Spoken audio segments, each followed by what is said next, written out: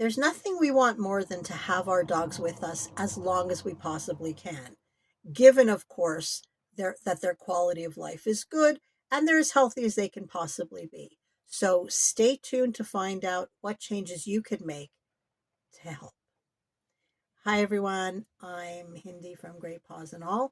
And today I want to talk about 4 small changes you can make that can hopefully help your dog live a longer life.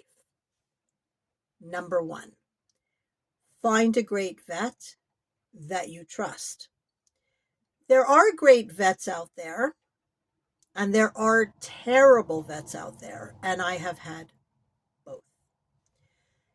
Now, we need our vets to help us on this journey with our senior dogs.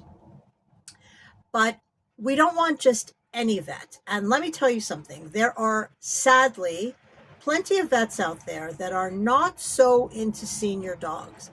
And they tend to dismiss our concerns or just say, oh, it's old age. And that is not the kind of help that we need. We need someone who, first of all, sees value in older dogs. We need someone who will listen to our concerns, not dismiss us. After all, we're the ones that spend all this time with our dogs and we know them best. So if we think there's something wrong, okay, some people can get very, very paranoid, get hysterical over every tiny little thing. It's not what we're talking about. We're talking about a vet that is going to listen to your concerns, that will spend the time talking to you, helping you figure out what's going on. Now, I am going to actually put a link in the description to an article I wrote about how to find a great vet. It's instead of just going over all this again, I'm just going to put that link below and you can read for yourself. There's a lot of great tips, if I say so myself, because as I've said, I've had really horrible vets, and I've had great ones. And the horrible ones, 2 of them caused the death of 2 of my dogs, so I take this topic very seriously. It is pouring out. I hope you don't hear that. Okay, number 2, a healthy diet and weight management. Now, nutrition, I'll be honest, is not a topic I usually get into because it is so confusing and so complicated. And there's so much conflicting information. What I usually do is just talk about the various types of foods that are available and suggest you really research to find out what's best for you. So I'm going to say the same thing to you. And if I have resources, I will put them in the link. But not everyone can afford to spend a fortune on dog food. And of course, understandable. So even if your budget really just allows you to buy like a dry food from the supermarket, you can make it work. How about adding some good quality, limited ingredient canned food to it? You don't have to use as much, so your money will go a lot further. How about some human food, some meat, chicken, vegetables? There are so many recipes for homemade dog food out there. So just adding some more nutritious food to a base, if that's what your budget allows, then you can make that work. Adding supplements, there's lots of different things you can do to improve the quality. And of course, keep an eye on your dog's weight. While lots of senior dogs are still as active as they ever were, many are not. Even if they do have mobility issues, it doesn't mean they can't get out and about or, swimming or hydrotherapy or other ways. But it's also about adjusting the type of food and the amount of food, because an obese dog not only can't move and will be very uncomfortable, there are lots of health consequences to that.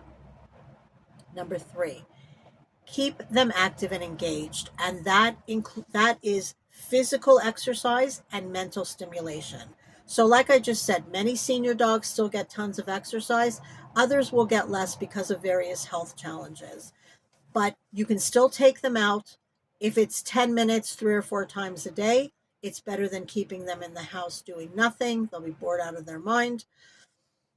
So do as much as you can in terms of physical exercise. See what they're able to do. Bringing a stroller or a wagon to give them a break is very, very helpful. Mental stimulation, extremely important. It not only keeps your dog's minds active, but it will help release some of that pent up energy. Puzzle toys, snuffle mats, treat dispensing toys, tons of different options to keep their brain working. My last change you could make, don't ignore the importance of dental care. Now, I imagine most vets check your dog's teeth during an appointment. I don't know. I don't know if mine always did. My current vet certainly does. And that is super important. For some senior dogs often have rotten teeth, especially if they're rescues. They just they're I want to say owners because I don't think they were great pet parents if they let their dog's teeth get to the state they're in. Not only will it lead to lots of pain and discomfort, he or she won't be able to eat well, and also periodontal disease. The plaque, the bacteria gets into the bloodstream and can cause a lot of other health issues, including heart issues. So please be sure to see your vet about your dog's dental health. If he recommends surgery, do not poo poo it right away. Have a chat with him. Anesthesia is safer than it used to be. Weigh the pros and cons. You know what I mean. Anyway, those are my 4 simple changes you can make to help your dog live longer. What advice do you have? Please share in the comments because it helps all the other viewers in our senior pet parent community. Anyway, thank you so much for watching and have a wonderful day, and I will see you in the next video. Bye, everybody.